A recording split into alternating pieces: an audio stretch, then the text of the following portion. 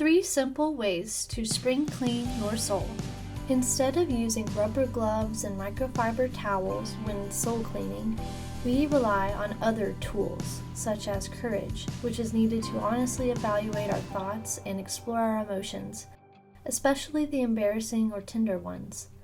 But if you're willing to do the work, you'll find that the rewards include a happier heart, a clearer mind, and a planner filled with commitments that align with your unique purpose.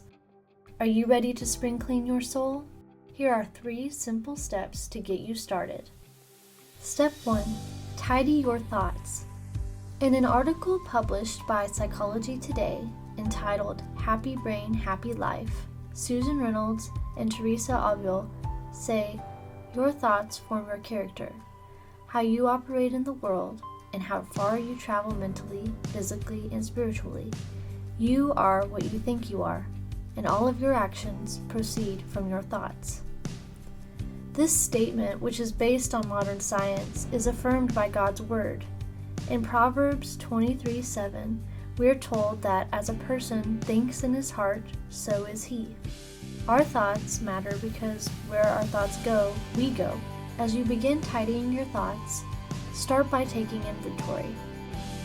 I suggest you grab a pen and notepad and then list everything that has been on your mind lately.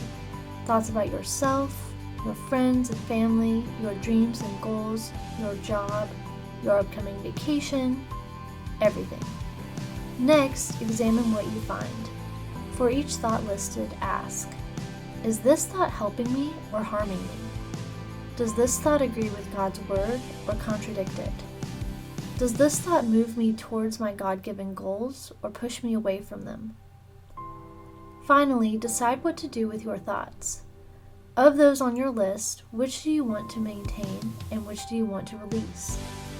You might be thinking, I like the idea of releasing negative, ungodly, or unhelpful thoughts, but how do I do that exactly? Here's one way. Once you determine to let go of a thought, tell God you are giving it to Him. If applicable, ask God's forgiveness for believing something about yourself, others, or Him that you recognize is not true, and then purposefully replace it with His truth. For example, suppose you identify the thought, I'm not loved, but you realize it's not true because Jeremiah 31:3 says that God has loved you with an everlasting love. You can release the thought by praying something like this. God, I realize that the thought, I'm not loved, is a lie because your word tells me that you love me. I choose to relinquish this thought to you, and I choose to replace it with the truth that I am loved. Keep in mind that if you regularly struggle with a particular thought, you may need to repeat this surrendering and replacing process multiple times. Step 2. Order your emotions. Our emotions are powerful indicators of our soul's health. Just as the pain we feel when we cut our finger lets us know that our body needs attention, so painful emotions can alert us to sickness or injury in our soul. Of course, our emotions can also signal wellness. Feelings of joy, peace, love, and delight indicate a soul resting and flourishing in God's goodness. While some believe that our emotions are insignificant or even a sign of spiritual immaturity, this perspective does not align with the Bible. The Psalms describe just about every feeling known to humankind, and Proverbs 4:23 teaches that the heart, which is the seat of emotion, is the wellspring of life. Healthy emotions are just as essential to a thriving soul as are healthy thoughts. So as you work on spring cleaning your soul, be sure to pay attention to your feelings. As with your thoughts, begin by taking inventory. Reflect on the emotions you've been experiencing lately and write down anything that comes to mind, both positive and negative.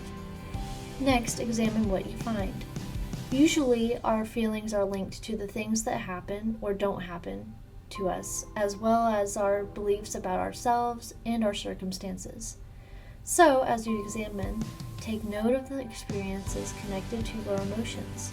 For example, if you identify negative emotions such as anger, fear, or sadness, consider their source. Did you fight with a friend? Did you fail to earn the promotion you were hoping for? If you can't identify the root of an emotion immediately, don't worry. Just keep bringing it to God, and He will bring clarity in time. Once you've examined your emotions and identified their source, it's time to decide how to respond, and our best guide to deciding is God. You can start by asking, God, how should I respond to this emotion and any related experiences or thoughts? As you listen, you might sense Him prompting you to forgive an offense, encouraging you to give yourself time to grieve, or highlighting a thought that needs to be adjusted. On the other hand, you might find that He is using your positive emotions to guide you into a new calling, ministry, or relationship. For example, suppose you've been feeling a lot of joy lately, and the reason you feel so joyful is that you took a painting class and found that you love painting with watercolors. Your joy could be a clue that God is leading you to deeper work as an artist.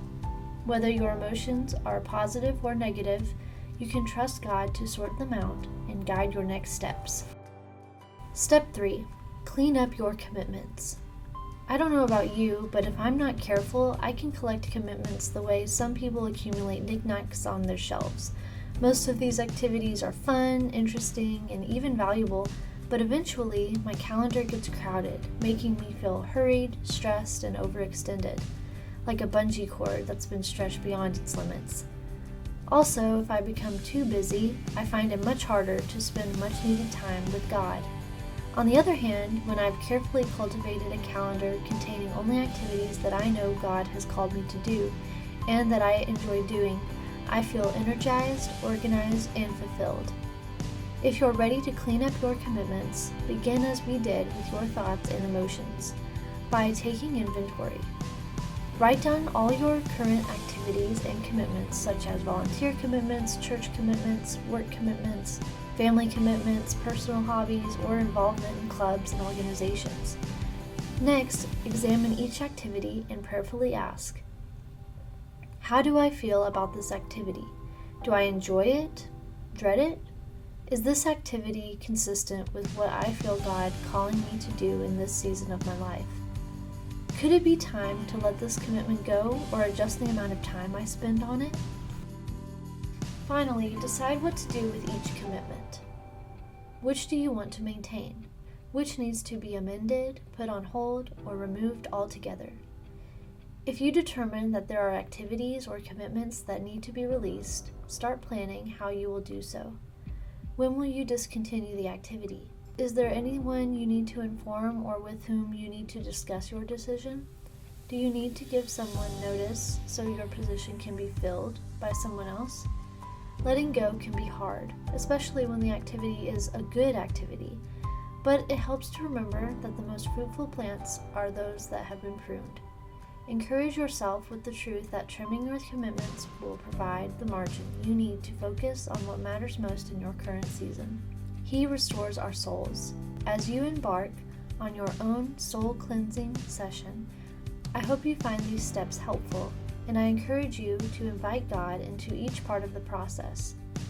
He is in the business of transforming and restoring our souls, and you can trust Him to provide wisdom for how to handle any thought, emotion, or schedule conflict you encounter. You are His masterpiece, and He wants you to enjoy the vibrant life He created you for. Happy spring cleaning!